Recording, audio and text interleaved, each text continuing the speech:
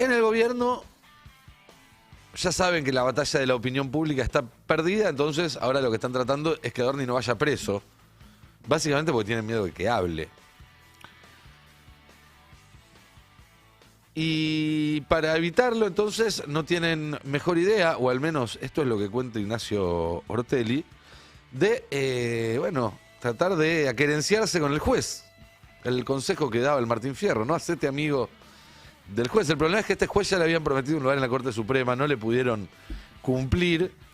Ahora, si esto es lo que cuenta Ignacio Ortelli, un periodista muy cercano a algunos actores que forman parte del gobierno, no me quiero ni imaginar la parte que no cuentan, ¿no es cierto? Escúchenlo. Cerca de Adorni dicen que entre jueves y viernes de esta semana o lunes a más tardar de la otra lo presentaba. Y seguimos esperando casi como si fuera una comedia, ¿no? Ya es disparatado, ya es risueño, ya lo que dicen las fuentes cercanas a Adorni es tan o más vergonzante que lo que plantea ya casi hace 90 días Manuel Adorni con esta insistencia esmerilar a su propio gobierno. Cuando la presente va a ser foco de todos, aunque esté el Mundial. Me parece que la gran apuesta de Adorni es que llegue el Mundial, que arranque el Mundial, que arranque la pelotita y que su declaración jurada y que su tema pase de largo. Ahí es donde me empiezo a preguntar si no hay un acuerdo con el juez. Bueno, lo deja trascender el propio gobierno. ¿Qué quieren que les diga? Dicen, van a viajar juntos el ministro de Justicia, Juan Bautista Máiquez, y el juez Ariel Lijo, que aparentemente cuenta el gobierno, no lo cuenta el juez Ariel Lijo. Por eso le doy la relevancia que le da el gobierno, que es que, hay un evento internacional en materia de justicia y que el juez Ariel Lijo le habría pedido al gobierno que lo lleve de viaje. La verdad a mí me cuesta pensar eso, creer eso, pero lo está diciendo el gobierno, entonces no tengo por qué no creerle. Insisto, dudo que haya cerrado un viajecito, no sé, un candidato a juez de la Corte que se haya conformado con un viaje a París, la verdad me parece poco serio. Veremos si realmente fue así. Es espectacular, porque hay periodistas que dicen en el gobierno, dicen que están sobornando con un viaje a un juez para que favorezca al jefe de gabinete en una causa de corrupción escandalosa. En ese tono te lo dicen. Y 10 minutos más tarde están diciendo, un primo de una vecina de Cristina dice que no dejó propina la última vez que fue a tomar un café. ¿No? Hay como una... ¿no? Estás contando una historia realmente grave, ¿eh? Y estás diciendo, esta es la versión del gobierno, y lo contás con una naturalidad. Pero bueno, un periodista con acceso a fuentes en la Casa Rosada está diciendo que en el gobierno están diciendo que el hijo, a cambio de un viajecito a Francia, le va a hacer algún favor a Adorni. Saquen ustedes sus propias conclusiones. ¿Qué quieren que les diga? Mientras tanto, el juez que avaló la reforma laboral de Milei tuvo audiencia ante el Congreso porque quiere que lo dejen en su cargo unos añitos más y admitió que se reunió con Máiquez antes de tomar esta decisión.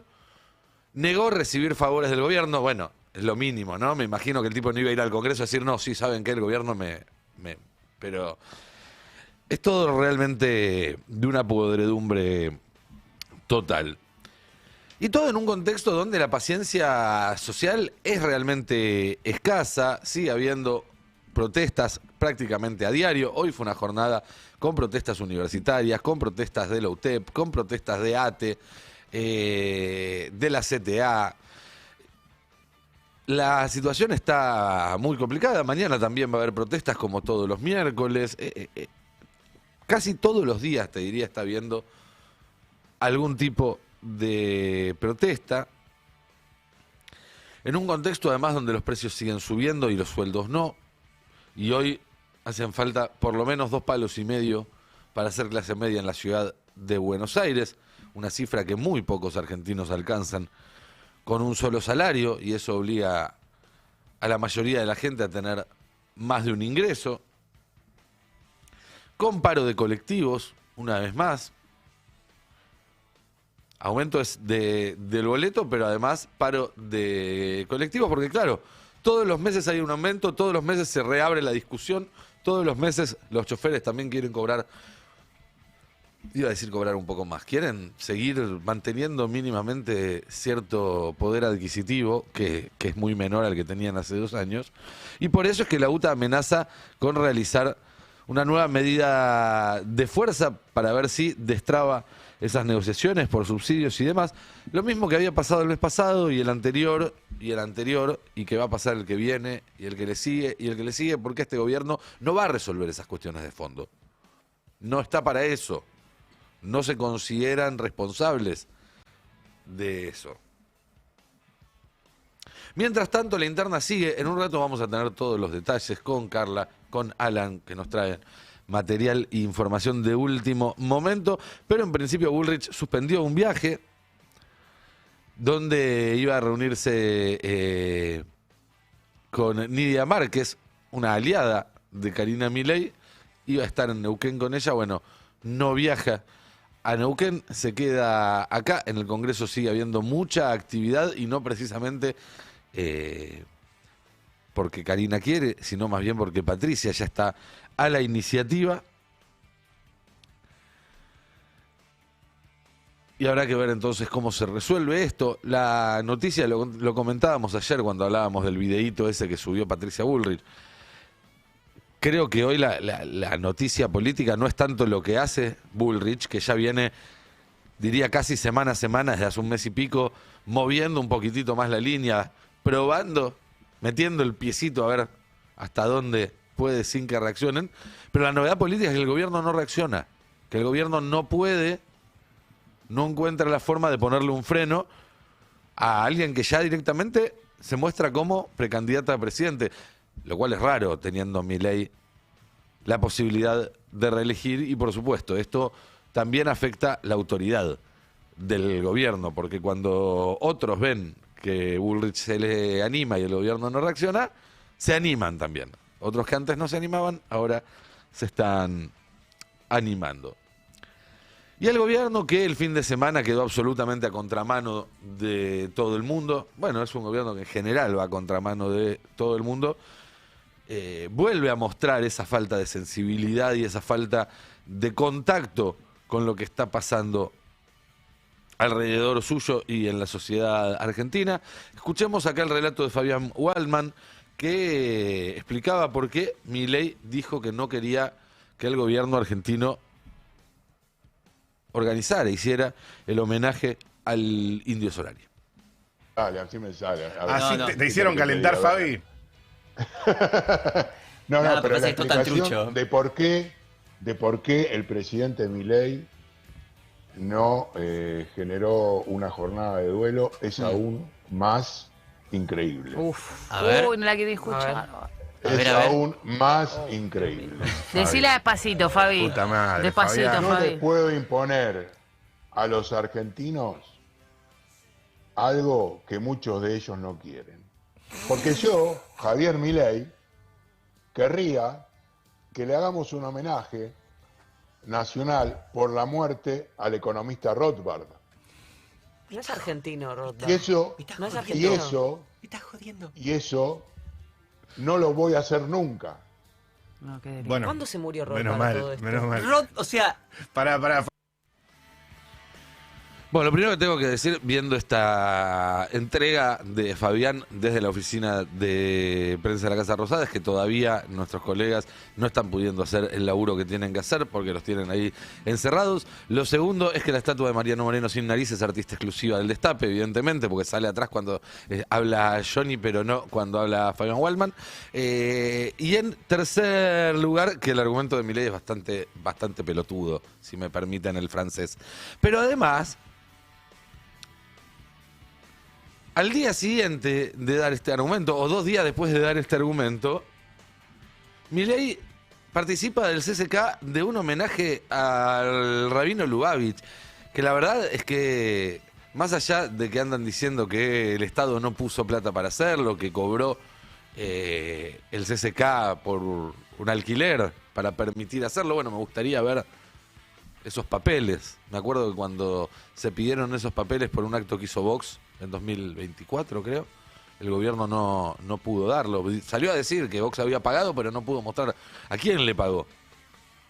Bueno, lo cierto es que se ve que para esto sí hay, según Milei, una justificación o por lo menos un apoyo de la Argentina, del pueblo argentino, no creo.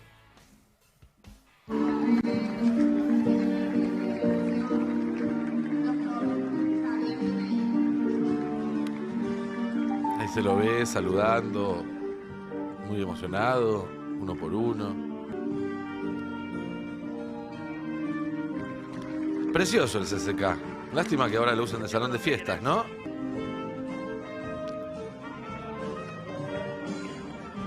El abrazo con Luis Petri.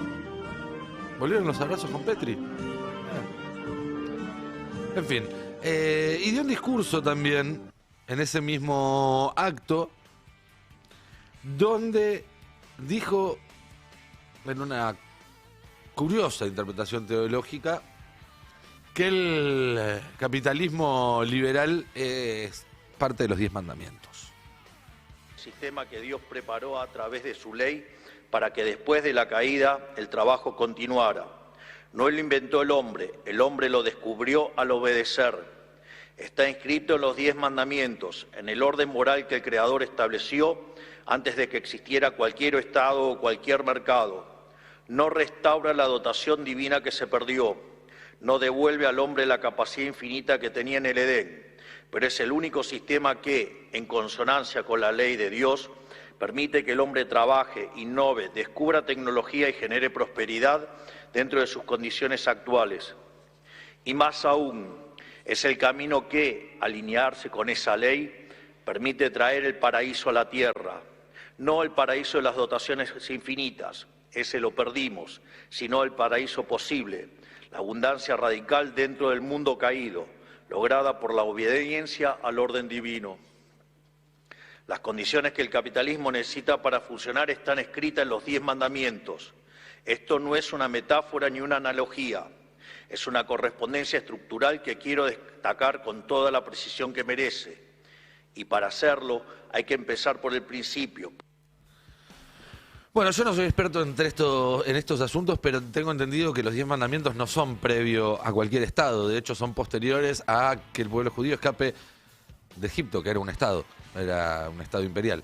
Pero bueno, lo fascinante de todo esto es que Milei opina sobre Dios y dice exactamente lo contrario a lo que dice el Papa, que se supone que es la mayor autoridad o una de las mayores autoridades en la materia.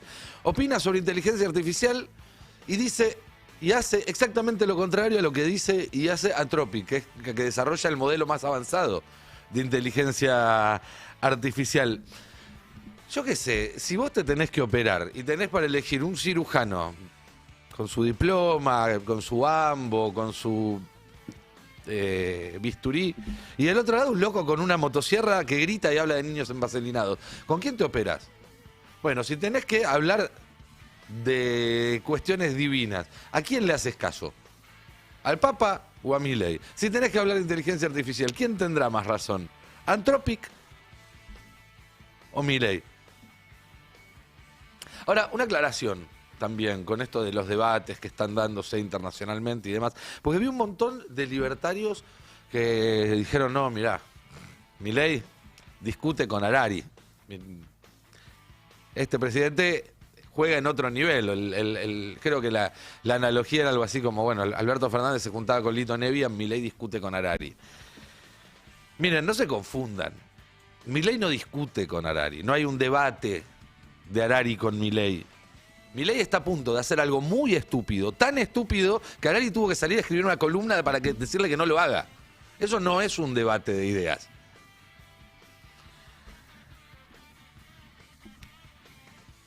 Vamos a hacer un paréntesis a todo esto, hablando de mentiras de Milei, porque además es un amigo de la casa, porque viene a colación con todo lo que estamos hablando. Pero fíjense esto del profe Borda sobre el cuentito de Milei de que la Argentina lleva un siglo de decadencia. ¿Qué hay de cierto en los 100 años de decadencia de los que habla Milei? Nada, pescado podrido. Esta es una línea interpretativa, originalmente gorila, reinterpretada por Milei, de plantear que con el peronismo se jodió la Argentina. En general, esto forma parte de un discurso de muchos países de la Belle Époque o algún paraíso perdido, ¿no? De hecho, hasta el propio Trump habla de Make America Great Again, porque estaría la idea de que en algún momento Estados Unidos fue más grande. Ahora, más allá del fenómeno reaccionario, es interesante pensar qué dicen las fuentes. ¿Qué dice, por ejemplo, la Fundación Madison? Si uno ve la línea de crecimiento económico y desarrollo del PBI argentino durante el siglo XX, no se ve algo como una larga decadencia. Hubo crisis y hubo crecimiento, pero también pasó en 1890, pasó en 1914 con el estallido de la Primera Guerra Mundial, pasó en 1929 con la Gran Depresión y muchas de esas crisis fueron globales. Es más, podemos ver el PBI per cápita de Argentina y el PBI per cápita de Estados Unidos como líneas paralelas a lo largo de la historia. De hecho, cuando Argentina crecía, Estados Unidos crecía y viceversa. ¿Y qué es lo importante de esto? Que si observamos, no sé, el inicio del peronismo, si observamos incluso el inicio de los gobiernos radicales, no hay nada que rompa esa línea. Pero el punto de quiebre en la historia argentina en materia económica se da entre 1975 y sobre todo a partir de 1976. Y el dato no es casual, se da justamente con el Rodrigazo, uno de los primeros grandes ajustes, uno diría ortodoxos o liberales de la historia argentina, y sobre todo a partir de la gestión de Martínez de Hoz. Si uno observa el desarrollo del PIB per cápita en el siglo XX argentino, ve que no hubo una larga decadencia y que si hubo un periodo de caída, si hubo un momento en el cual Argentina perdió el rumbo, fue justamente a partir de los gobiernos de corte liberales que dominaron la escena política de los últimos 25 años del siglo XX. ¿No? Entonces, la dictadura, los planes de ajuste durante el gobierno de Alfonsín y el monetarismo, de hecho, luego tenemos el menemismo, la alianza y la mayor crisis de la historia económica argentina, el 2001, es en gran parte el producto de las recetas ortodoxas que se aplicaron en esa última etapa. Y de hecho, si vamos a los datos de la Fundación Madison y vamos a los datos de muchos de los organismos que cita Milei, desde el Banco Mundial, el FMI, vemos que la ruptura argentina se sitúa justamente cuando empezamos a implementar de forma sostenida políticas de libre mercado. Clarísimo, ¿no? Un saludo al profe y a la gente de Corta también, sobre todo a la persona que está ahí detrás del equipo que se encarga de hacer los videitos con quien no tengo ningún tipo de parentesco familiar.